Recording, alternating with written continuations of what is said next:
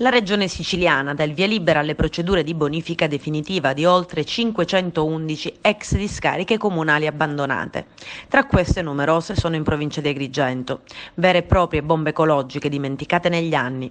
Dopo aver avviato interventi urgenti su alcuni siti ritenuti più pericolosi, il governo Musumeci entra adesso nel dettaglio delle singole aree per esaminarle e definire i lavori che si riterranno necessari.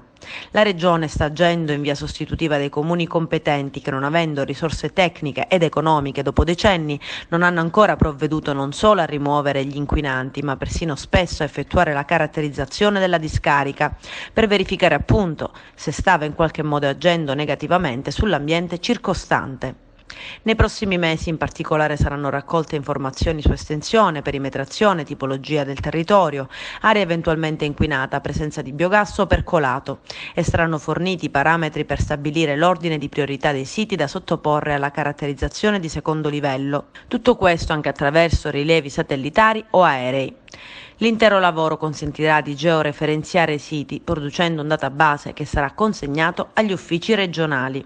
Andando alle questioni locali, se la Regione in questa fase non ha comunicato con esattezza quali siti saranno oggetti di interventi, è il piano regionale sulle discariche di qualche anno fa a dirci qual è la situazione di massima. In quel documento per la provincia di Agrigento si parla di 66 siti in totale, dei quali 63 sono ex discariche esauste, mentre 3 sono siti industriali dismessi, cioè quelli di Contrada Caos, di Contrada Scavuzzo a Realmonte e lo stabilimento di Contrada Stampaci sulla 189 a Casteltermini. Questi ultimi due mai oggetto di operazioni di bonifica. L'elenco delle discariche è realmente interminabile, la sua distribuzione abbastanza democratica, nel senso che si trovano praticamente in tutti i comuni, con una particolare presenza a Bivone e Cammarata, 3 aree ciascuno, così come Racalmuto e Sant'Angelo Muxaro, larga parte dei quali appunto non oggetto di progetti operativi di bonifica.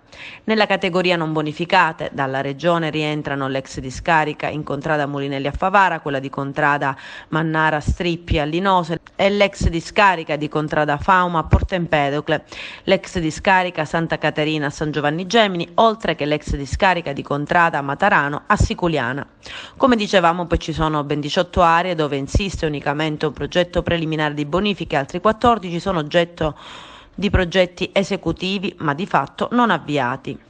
A queste comunque bisogna aggiungere, oltre che ai siti industriali, anche alcuni siti in cui è segnalata massiccia presenza di amianto. Stiamo parlando delle baraccopoli o ex tali, dei comuni del Belicino colpiti dal sisma del 1968, cioè Montevago, Menfi e Santa Margherita Belice, i cui sindaci anche negli ultimi anni hanno più volte chiesto interventi allo Stato per avviare una reale attività di bonifica.